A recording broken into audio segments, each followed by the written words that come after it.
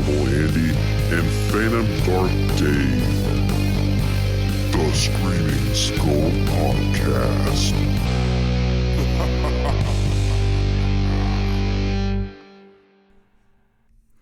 Hey there, Screamers. This is Abnormal Andy coming to you once again. Another solo episode, but that's all right. We're going to have fun with it, and it's just a crazy time of year.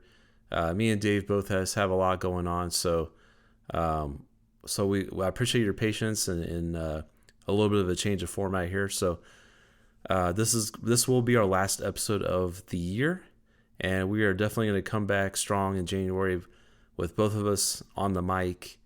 And it's going to be a lot of fun. We got some good ideas for some new things to do. And so I want to wish everybody happy holidays out there. And so for this episode, it's going to be a top 5 list. And this is going to be my top 5 watches of the year. It's not going to necessarily be just new movies that I watched in the theater. This is going to be just the top 5 movies I watched this year for first time watches. And it's going to be all horror. I'm not going to mix genres. It's just going to be the top 5 horror movies I watched this year. So we're just going to have some fun with it. And so my honorable mention is it's a movie called Presence, and it was released in 2024.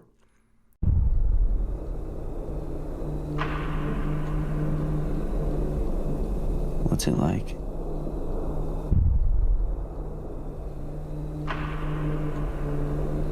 What's what like?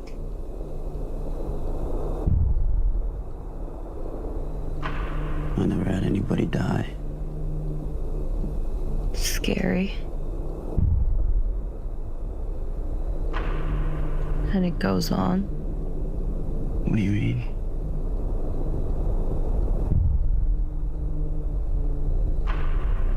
Like, the world cracks apart.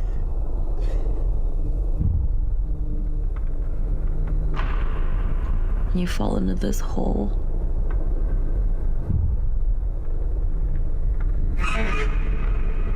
And the sides are mud, and you can't get out.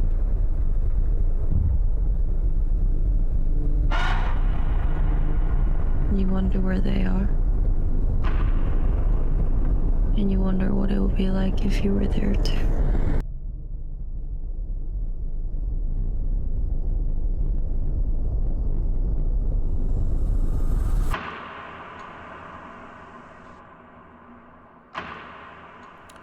And the plot is a family becomes convinced they are not alone after moving into their new house in the suburbs.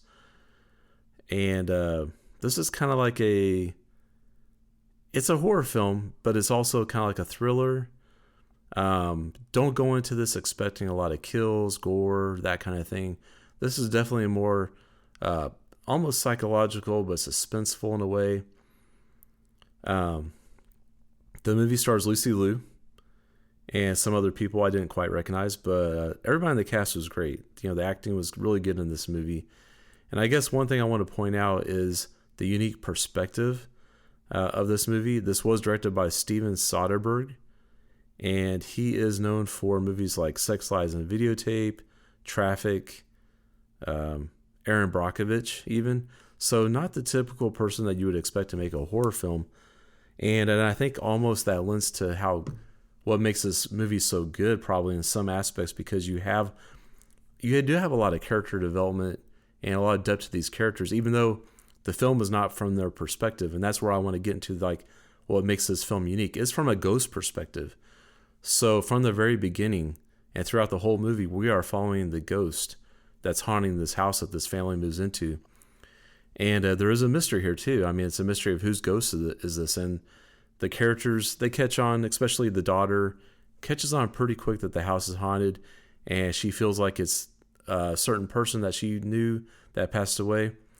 And so there is a mystery about who the ghost is, and when you do find out at the end, so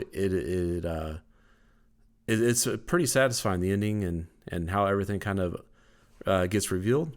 And I'm not going to go into any spoilers, but like I said, the acting's really good. I love the camera work because it is from the point of view of a ghost, so it's almost like you're kind of like watching, listening in on these conversations and stuff. You're kind of like a fly on the wall kind of thing. And there really, I'm not sure if there was like a score. I don't quite remember that, but it's almost like a found footage movie in a way, just because of the unique perspective that it had.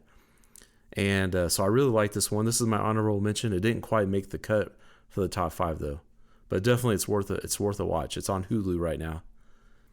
My number 5 movie. This is actually a found footage movie. It's called Exists. We are officially in un-GPS territory. Look. Yeah. Rolling deep in the woods. Bro, your uncle has a cabin out here? Yeah, dude. Is that it? Yeah. Seriously. Trust me, guys, looks a lot better than the daylight.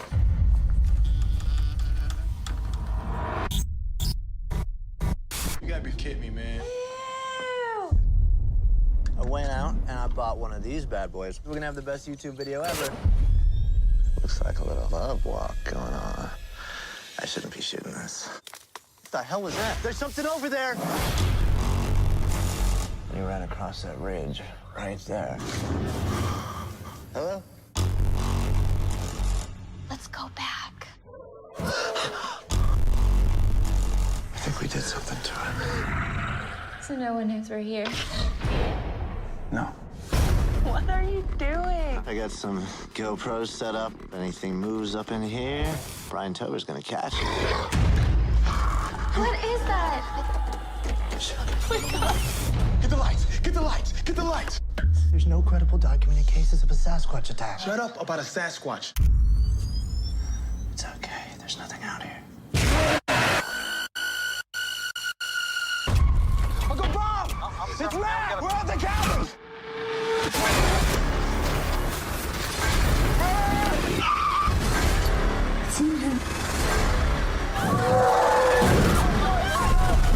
He's pushing us towards the edge! No!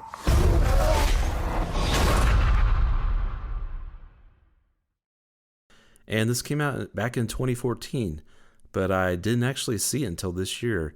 It is a found footage movie that involves Bigfoot, and so it's not really a spoiler. It's pretty much well known that this is a Bigfoot movie, and I've heard people talk about this on other podcasts. I've just never sat down and watched it, and man, I'm really glad I did, because this is a great found footage movie. It's a great Bigfoot, like scary Bigfoot movie. I mean, the Bigfoot is really scary in this. I like the look of it. You don't really get to see it clearly that much, but from what you do see, it's really well done. The costuming is good, and this movie is scary, and it's just like it has a really good pace to it. I mean, once the action starts, it's just nonstop. The story here is you have a group of friends who venture into the remote Texas woods for a party weekend, and they find themselves stalked by Bigfoot.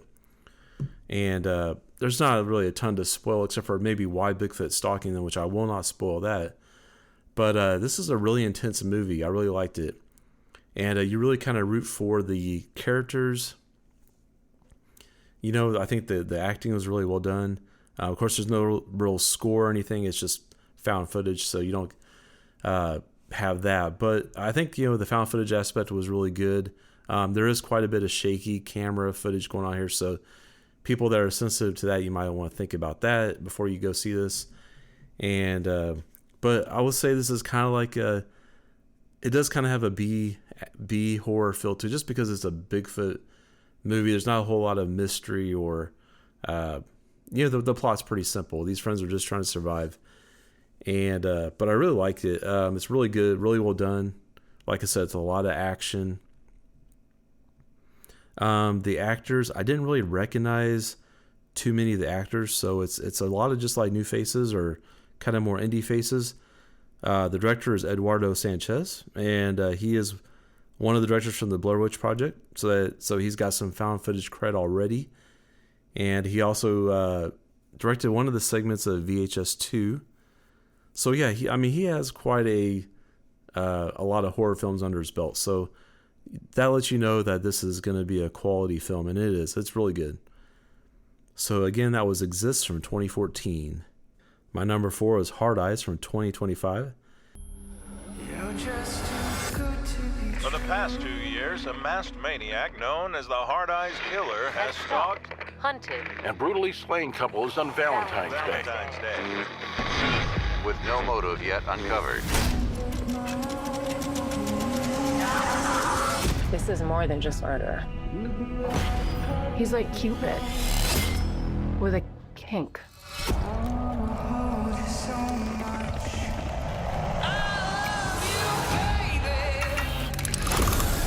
We're being chased by a fucking serial killer. He's gonna keep killing people. We end it here. Happy Valentine's Day. Happy V-Day! Get killed, all right? What was... Why would he say that? This was kind of an interesting movie. It was kind of a mix of a romantic comedy and slasher movie. Me and Dave are big fans of like 80s slashers. Well, this is a more modern slasher, but I think, this fits right in with some of the best. There's a lot of kills. The kills aren't super crazy. They're well done, but they're pretty realistic still, I feel like. But basically the story is when two coworkers have to survive the Hard Eyes Killer on Valentine's Day, the two have to find out who it is. Okay, that's kind of a weird... I just got this off IMDb, but basically you have the two main leads. It's Mason Gooding from the Scream movies, like the newer ones, 5 and 6. He's one of the twins. And then also Olivia Holt. She is not really sure what she's really from. I don't recognize her. Looks like she's done some other things, some movies and stuff. Maybe in some TV shows, it looks like. And anyway, both the leads were really good. The acting was good, and I think the look of the killer was really cool. He has a very unique look, and I love the time of Valentine's Day, and it's really kind of fun. This movie it's a fun movie. You have the two leads that they are like they don't want to admit they're romantically involved, but there's kind of something there. But the funny thing is Hard Eyes the killer, he only goes after couples. And so he's going after them. And so they are like constantly in denial that they're a couple. But it's really kind of it's a slasher movie, but you have that kind of romantic side to it too. So it's definitely an enjoyable movie. This was directed by Josh Rubin. And he also directed Werewolves Within. And he was Brad in the Creep Tapes, which I have not checked that show out yet, but he's also Fred in Scare Me. So he's got some directing and some acting chops under his belt, so that's cool. But yeah, this is definitely one to watch out for if you haven't seen it. I think it's on Netflix right now, so go check it out. It's Hard Eyes from 2025. All right, so my number 3, it's a movie called Strange Harvest. So we'll start. Mom?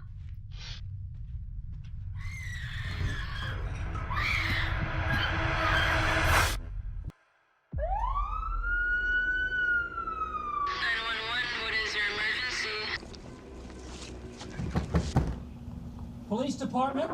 Hello? Is anybody home? Authorities continue to urge the public to keep a watchful lookout for a serial killer who remains at large and is extremely dangerous. You seen this? Now, San Bernardino Police Department should be held accountable for letting it get out of hand like this. We are begging for you to help us. Did you make the call, ma'am? Yes, he's in there with my husband.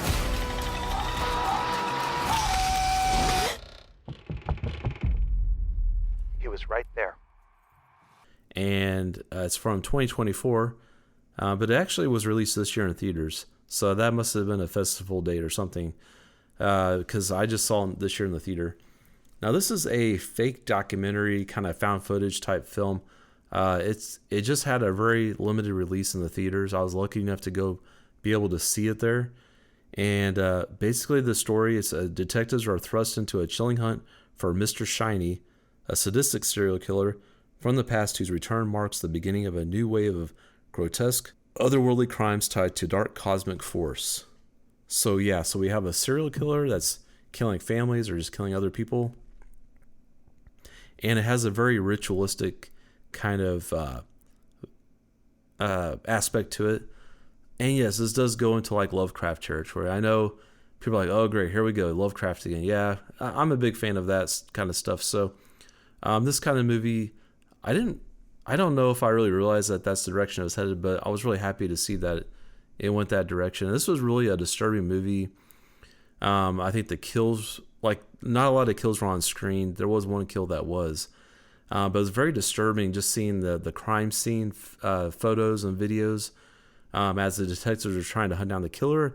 They find the clues and stuff, and it's kind of a cool mystery too.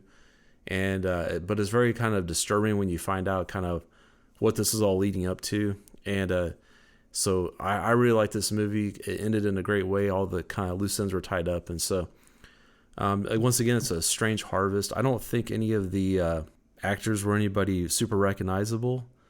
I think it's just a bunch of independent type people, which is cool. And the director was Stuart Ortiz. He wrote Grave Encounters, which is another found footage movie. He also wrote Extraterrestrial, which that might be a found footage too. I'm not sure. And then he also wrote Grave Encounters 2. So, I mean, yeah, he did the Grave Encounters movies. So definitely he's well known in the found footage genre there.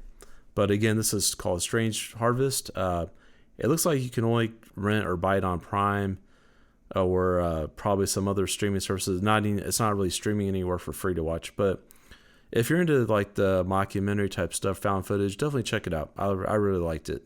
All right, my number 2. This is Weapons from 2025. This is a true story that happened in my town. So this one Wednesday is like a normal day for the whole school. But today was different. Every other class had all their kids. But Mrs. Gandy's room was totally empty. And you know why? Because the night before, at 2:17 in the morning, every kid woke up, got out of bed, walked downstairs, and into the dark. And they never came back. I don't understand at all. Why just her classroom? Why only hers? Where are our children? We have a lot of emotional parents here. I think it's best if you keep some distance from this place.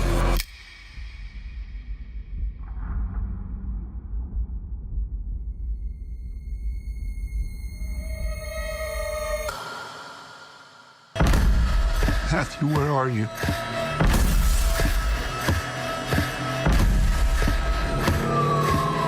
Where did you go? This is where the story really starts.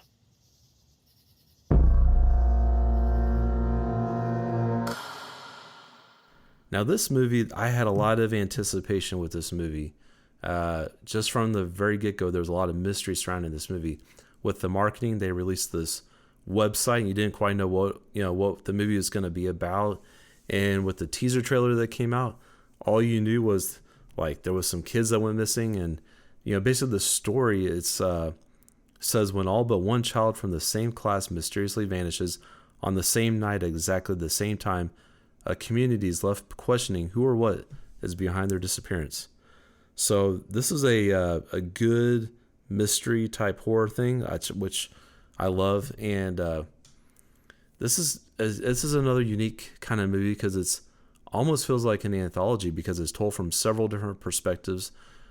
We get a perspective from each of the main characters in this movie, and so I really like that. But everything does tie together, and so it makes sense once you kind of get through with the movie. And this movie has a great villain.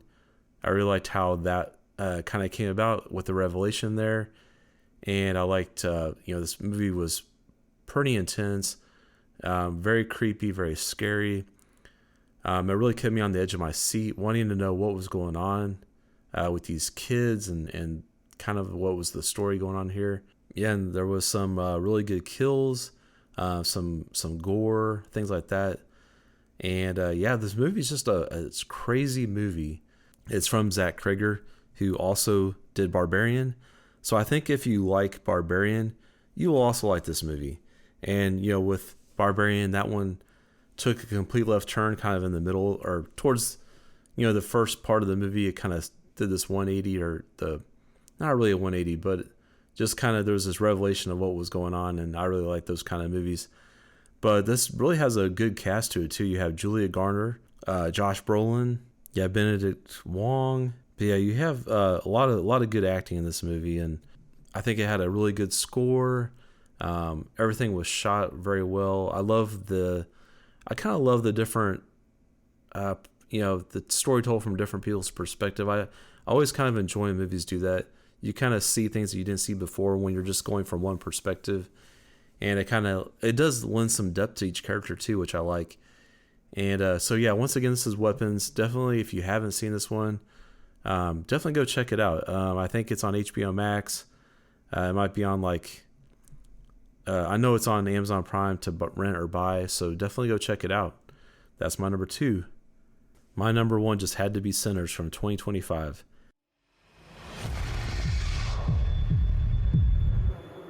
I've been all over this world. I seen men die in ways I ain't even know was possible. Love you, brother. Be careful. I will.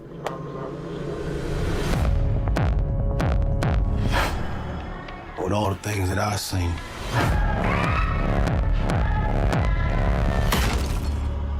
I ain't ever seen no demons, no ghosts, no magic. Till now. You get back inside. Let me in, man. Some weird shit going on out here. You keep dancing with the devil. One day he's gonna follow you home.